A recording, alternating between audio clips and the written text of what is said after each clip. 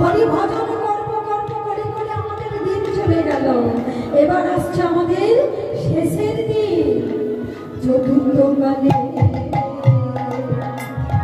এতক্ষণ আপনারা গানটা শ্রবণ করলেন, এখানে একটু ভালো করে শ্রবণ করবেন যে কারা হরি বলছে। আমাদের কি বলা হলো না অন্য কেউ হরি বলছে? একটু দেখবেন এই গানটার নিগুড়ার্থ এই জায়গাতে, একটু ভালো করে শ্রবণ করবেন বাবা। চতুর্থ কালে দেহ শাস্ত্রাদি পড়িবে, আরে চারজনাতে কাঁধে লইয়ে হরি বলে বলে, ওই চারজনাতে কাঁধে লইয়ে হরি বলে বলে। এরা বলছে গো বলো হরি, হরি বল, বলো হরি, হরি বল, বলো হরি।